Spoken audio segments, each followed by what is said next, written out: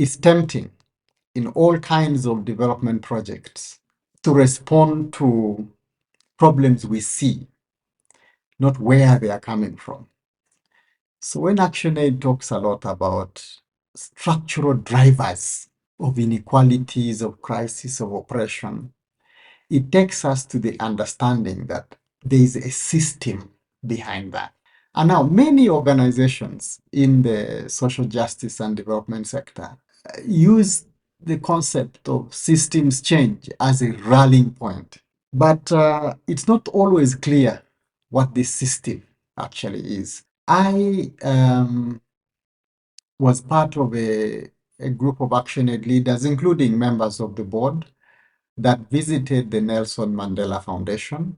It was in one of those rooms that the director of the Nelson Mandela Foundation took us through the journey of Mandela and all the authentic scripts and stuff that he had written. One most profound thing he talked about that I just live with up to today is the need to name the enemy. Can ActionAid name the system that everybody is talking about, systems change? Can we name it? I think we've made an attempt to do this in our third and final strategy implementation framework, SIP3. And we name it very clearly as a neoliberal, colonial, extractive, and patriarchal system. Still, these words are big. So it's important to unpack them.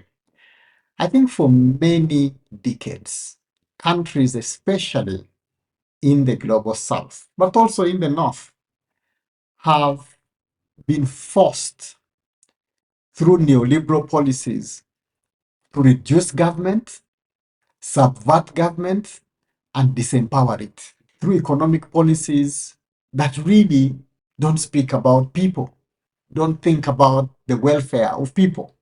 So that's the first component of this system that we need to focus on. The second one is, of course, what we talk about in the SAFE as a colonial system. Now, many people would say there are few countries, if any, that are still under colonial administration. Okay. And so why do we talk about colonial now? I think the legacy of colonialism continues. The system that colonialists put in place pretty much function. Different faces, same system. And the colonial system really was inherently oppressive to the natives, to the people who owned the land, to the people who owned their heritage. So a lot of what we see today in many countries in the global south is really a lack of belief in ourselves, a lack of understanding about the agency and our experience and how that is important for transforming our own societies. This is a colonial mentality that somebody else has a superior understanding. It continues to live with us in organizations, in our governments, and in the way we live. So that's the second system component that we are trying to name.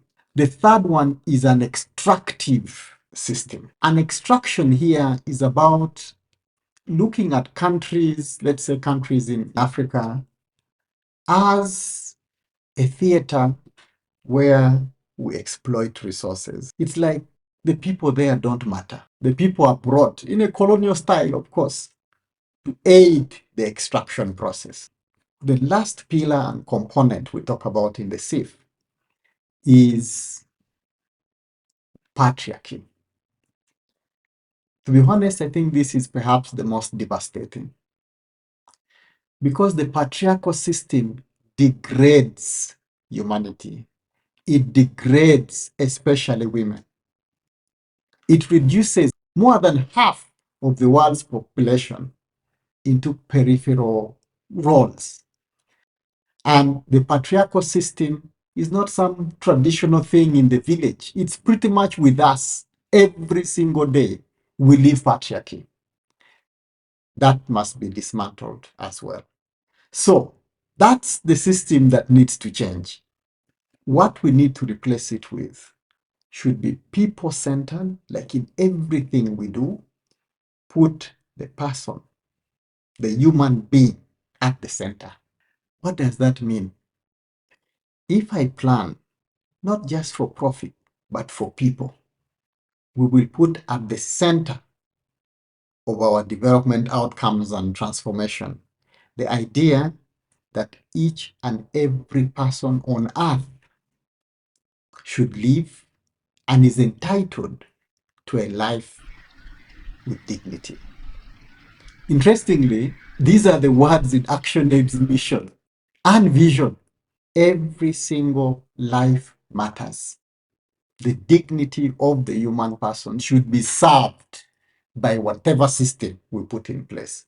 So front and center, a key pillar to the alternative system must be checked against the standard of what impact it creates for everybody.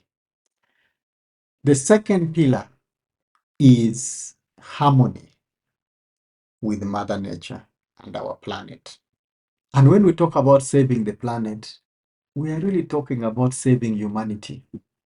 So don't extract Mother Earth or its resources in ways in which you think, the world can burn and you can survive. Because if the world burns, humanity ends. So we must have policies that respect the planet so that human dignity and the planet's well-being are interconnected. And this is what we mean by systems change.